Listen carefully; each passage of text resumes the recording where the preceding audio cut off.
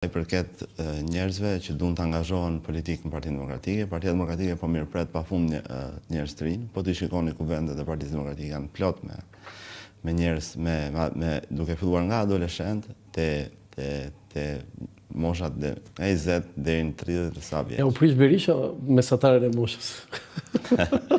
Shiko. Ja ngre shumë. Shiko, moshat e mëdha, po themi në çdo industri apo në çdo fushë tjetës, ofrojnë një faktor shumë të rëndësishëm, që është faktori i eksperiencës, që do pasohet nga këta të rinj dhe normale brezat e rinj janë më të mirë se të vjetrit.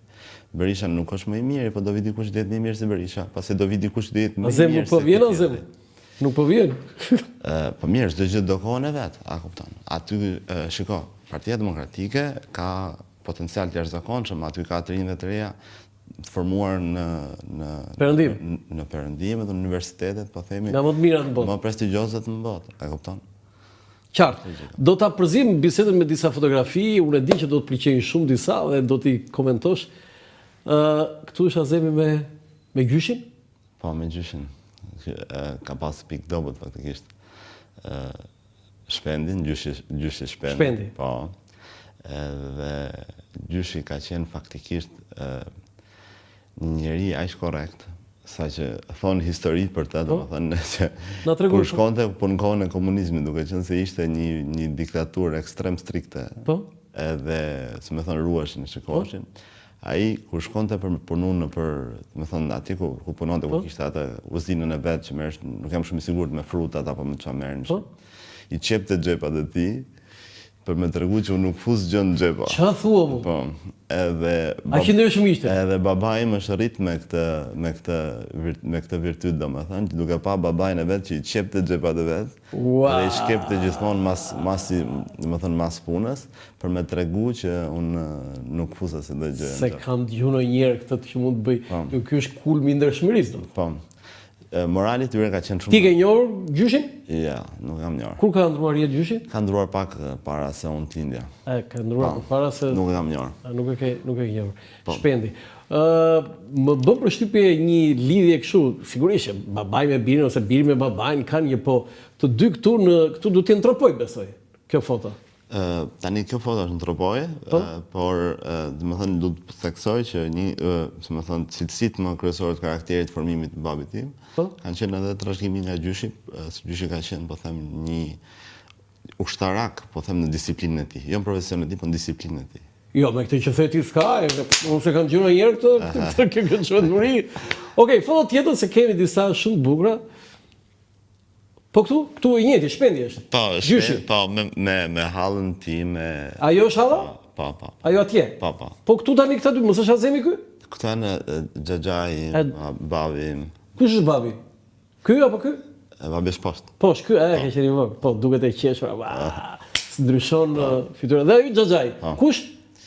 Është xhaxhai madh. Si quhet? Xhaxhai që rri këtu në Tiranë apo xhaxhai? Këtu në Tiranë. Këtu në Tiranë. Edhe këtu ka përshtypje duhet të jenë në tropoj o? Në tropoj, patjetër që po, domethënë, ata kanë qenë super të bashkuar me njëri tjetrin. Halla me babin kanë qenë, domethënë, halla haronte ndonjëherë që ishte motra dhe ishte... Si quhej halla? Si quhet? Halla quhet Nuria. Nuria e Dare, po. Tani, kur është plagosur babaiut në parlament, të qarat e hallës tënde, unë nuk e harroj. Halla, po them, haronte që ishte motra e tij dhe ishte femër, e mendonte veten si shok edhe si krah dhe si shtyllë e tij, edhe kur kishte probleme, kudo që ai zinte Halla donte ti shkonte ti dilte me gjoks para se cilit problem. Se ishte më madhe. Po, i dukeshte gjithmonë sikur ishte motra madhe dhe kur babi u bë deputet dhe ishte, si më thon, lider, ajo prapë më shikonte si vëlla të vogël. Foto tjetër? Këtu tani është familja. Po, kjo është foto që jam xhelos tash, domethënë që s'kam qenë këtu. E bukur fare, batutë e bukur. Kjo është nga fotot që unë jam xhelos, po them kuptimin e mirë. Këtu është Rudina, është Kiri, është mami, është babi. Tani Rudina është e madhja? E madhe është Kiri. A është Kiri, se tu ngjan Rudina si... E madhe është Kiri. Po?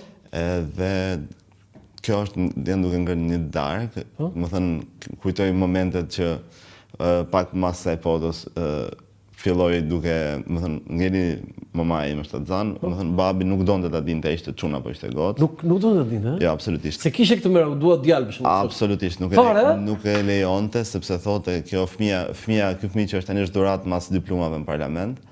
Është dhurat nga Zoti mas plumave në parlament. Sepse mama jote ngeli shtatzan mbas plagosjes. Mbas plagosjes thotë është dhurat nga Zoti mas plumave në parlament, edhe çat jetë mos e la amanet edhe mamit që mos ta shikonte deri ditën që unë linda, domethënë. Mama nuk e dinte se. Jo, absolutisht nuk e dinte. Çfarë thua? Thjesht kur ngelim nëna ime shtatzan, babi ishte duke qenë se ishte tip, domethënë, aq sa ishte serioz në politikë, aq ishte edhe karizmatik. E di, humoriste. Humoriste jashtëzakonshëm, edhe nga smot e Kirin me Rudinën, i thonte që tash sjeni më ju të parët, tash është dikush tjetër. Edhe këto qanë në bërtistin, i thoshin kush është? E thota e le tani, thotë tani ka ardhur dikush tjetër. Edhe i tregote nga Fatmira që ishte shtatzan. Megjithatë, unë e kam thënë një ditë Rudinën se kam dëgjuar ndonjëherë tha, ai kur betohesh në rreth shumë të ngushtë, për Rudinën betohesh. Nëse vi keq Kirit, ti jo se ti do të thonë ai betohesh për Rudinën. Nuk e di më tha Rudina, unë e kam dëgjuar vetë me veshë mi, i thash. Nuk e kam me të dy të tretë. Ai thoshte për kryte e Rudinës thoshte. Ashtu është. Edhe që du të them përmend betimin që e bëri, po them në rrëmujën më të madhe kur studentët u bën konfuzon, ai zuri be Rudinën dhe më pas edhe Kirin që nuk do i tradhonte që studentët e besojnë. Ky është një moment shumë i rëndësishëm, gjithë ata që na ndjekin dhe bëre shumë mirë që e the këtë, sepse betimi që ka bërë Azem Majdari në dhjetor të 90-s përpara studentëve ishte për fëmijët. Ishte për fëmijët, po. Ishte për fëmijët. Më duke qenë se ishte pak më i madh se tjerët, sepse shkoi vonë, ishte 27 vjeç. Shkoi vonë, u vishte serioz kështu dhe ishte pak më i madh babai, po them, edhe tjerët nuk ishin, po them, ishin bërë gjithë me fëmijë dhe kur i la garanci fëmijët, duke thënë zuri Berudinën, po themi, apo Kirin, ishte diçka shtangse për studentët. Gjithatë unë them me sa njëja unë, e kuptoja unë, ai dhe 20 vjeç të ishe prapë njësoj do e bënda atë punë. Po, më thënë, diçka dhe më thënë, dhunti nga Zoti, ka qenë komplet misionar, po. Foto tjetër. Këtu është Azemi në Tropoj. Po, në Tropoj. Këtu duhet jetë shumë i vogël, po themi 14 vjeç, 15 vjeç, ha? Po, ka goxha e ri dhe po ta shikosh është, domethënë, duket i brisht.